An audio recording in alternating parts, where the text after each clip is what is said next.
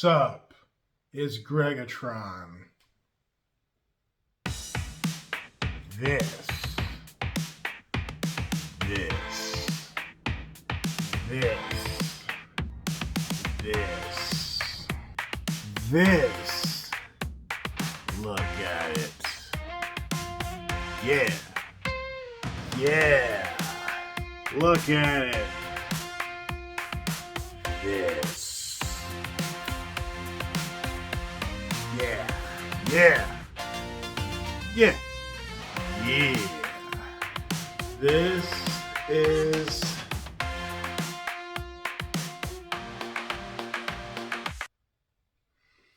how are y'all? And do you like my shirt? Yeah. NPC, meaning non-playable character. That's right. This shirt was a gift. All right. I know some people take that as an insult. You're an NPC. Hey, relax. This is the good kind of NPC. All right. Now, speaking of NPC, no, I'm playing. So today, I'm talking about this. Yeah. Megan. The first one. Not 2.0. I haven't seen 2.0 yet. But let me start by saying this. I really enjoy doing these little movie reviews. These are fun. I like these. I'm going to talk about this today because I just watched it last night and it's still fresh in my mind. So I need to do better on that, opposed to making a review about some movie I've seen 10 years ago. But these are fun. As far as Megan goes, as you can see, I got the DVD. I got it from Walmart. Walmart is very good when it comes to these dual sets, these dual packs. Or they'll have a pack of 3 or 4 or a box set or what have you. Walmart is really good with that. So if you want to get a good DVD or a set, that's where you want to go. Walmart. And Walmart is like the only place left that even has DVDs. Best Buy doesn't really do it anymore. Kmart's gone. Target should have some DVDs, if I'm not mistaken. But basically, Target and Best Buy. Or no, I'm sorry, Target and Walmart. That's it. So, you better have some DVDs in your house. I'm serious. If you don't have some DVDs in your home, what are you doing?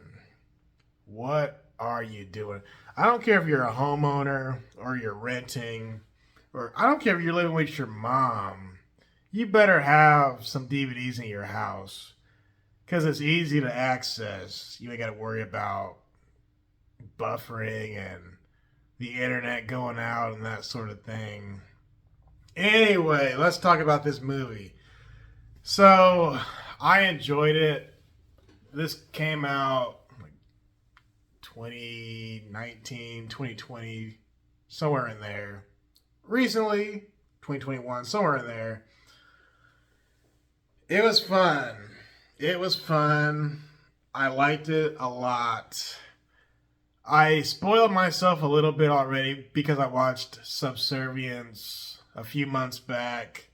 So I could kind of see the correlation. Not that they're related at all. But I could see the similarity and the difference between both. And I will make a separate video. Megan versus Subservience. So just bear with me. I'll try not to talk about Subservience. There's a different video for that. And I already talked about Subservience. But I will make a comparison video for sure. Because that's just to be fair and all justice. So Megan is about a little girl. The little girl, she's so cute. I love that little girl. The little girl, her name is not Megan. The doll is Megan, which I'm sure you know by the cover. So there's a little girl who her parents are no longer with us for whatever reason. And this little girl is now living with her aunt. That's her mom's sister. And the aunt is working at this toy company. And the aunt, she's like super smart when it comes to tech and AI and whatnot. And she has been working on different projects for some time. Anyway, the aunt finds a way to design this toy for her niece. But this isn't just any toy. This toy is Megan. What made Megan special was she was designed pretty much, like I said, for her niece who lost her parents. So this isn't just a toy. It's not just a doll. It's like a service animal, but it's a toy. This thing is smart, very smart. It's kind of charming and it's kind of cute all at the same time. I say kind of cute because the deeper you go into this movie, this doll is not cute anymore. But when they first meet and interact, it's actually really nice. Because anybody who has kids or nieces or nephews, we all know how kids are. So it was cool to see this little girl interact with Megan. And Megan kind of just bounces off of the kid. And I'm like, wow, that's so nice. That's so cool. So essentially, Megan kind of becomes the girl's friend. And the moral of the story is, and I'm not going to spoil anything. The moral of the story, I guess I would say, Megan is there to help her go through what she's going through. And I'll leave it at that. Now, where do I want to go next with this? The movie was not like super complicated. It wasn't like all complex, and it didn't make your head spin. And I like that. I like how this movie stayed for the most part simple and straight to the point. There weren't like a bunch of underlying meanings. There wasn't like 10 different plot twists. No. This doll's purpose was to give this little girl comfort and or to protect her, right?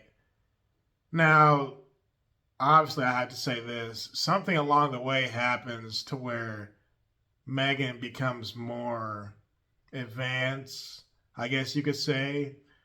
And that might be my favorite thing about the movie, watching Megan go from being just a toy to something more.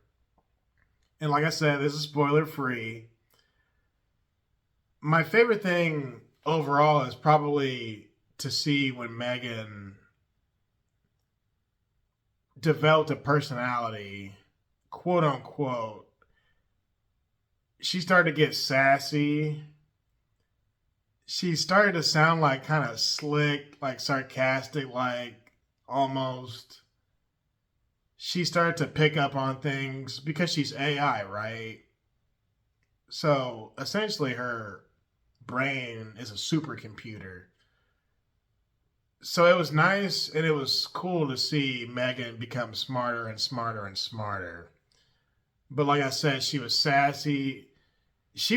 Megan would kind of get too cute at times. Don't be cute with it. But yeah, she would be kind of sassy and kind of like witty. And I'm like, wow, did she really just say that? And there were moments where the aunt, she was even looking like, whoa, what did you say? Those type of moments. Those are the best moments. The ending to this movie was nice. Very good ending. Great climax. Just overall, I really wish I could say more, but I won't because I want y'all to see it. But it was good. Is this movie possible? It's very possible, especially now that we're deeper into AI. And that's kind of what I liked about it. It was grounded, it was down to earth, and I really like the little girl. I call the little girl Nellie. That's the same little girl who played on Hill House. Has anybody here seen Hill House? If so, hit me up in the comment section down below. In Hill House, that little girl played Nellie, or the younger version of Nellie. And I love that little girl in that show. Because for one, she's a really good actor, but overall, she's so cute. And when you see these moments when she's interacting with Megan, you're like, oh, she's so cute. And then I find out, I guess the same actress is in Megan 2.0. So I'm looking forward to that. So this review isn't going to be all long and drawn out and crazy and all that like some of my other reviews. But all I want to say is I enjoyed it. Oh, real quick before I forget. This is a good movie in the sense that you can actually watch it with your family. It's PG-13, but if you have a 10-year-old, you can watch this with your 10-year-old. If you have a 9-year-old, maybe even an 8-year-old, you can watch this with your kids. But anything younger than 8 or 9, I wouldn't watch it. Because kids can get scared sometimes. It's not like Chucky scary or anything like that, but there are some elements that you're like, oh, snap. Let's see. PG-13, violent content, and terror, some strong language, and suggestive references. So it's, it's edgy at times when they want to be. Let me say this about the aunt. She works at this toy company, like I said, and her job is to basically make the best affordable toy so they can outsell their competitors. And that aspect was actually awfully pretty good too, because they're showing the sales aspect as far as the competition goes with Hasbro and other toy companies and what have you. So that was nice. But back to the family thing. It's PG-13, but it's definitely something you can watch with your family. It's not like a family movie, but it's like one of those movies, kind of like Jurassic Park. Jurassic Park was scary, but kids can watch dinosaurs. You know what I'm saying? Kids love dinosaurs. Jurassic Park is what got kids interested in dinosaurs in the first place. So Megan, I might say, is the robot AI supercomputer version of Jurassic Park. Not really, but you know what I mean. Because there's only one Megan, essentially, so far as we know, right? I'm looking forward to watching Megan 2.0. In many cases, the second one's not better, but I'm not sure yet. I haven't watched it yet. Hit me up in the comments section. Don't spoil anything. Good acting, good plot, good characters. Just overall, I give this movie a thumbs up. I'm okay with this. Good to watch with your family. It's just nice. Nice, sweet little, simple little, family-friendly movie. With that said, it's Greggatron. I'll talk to y'all later. and peace.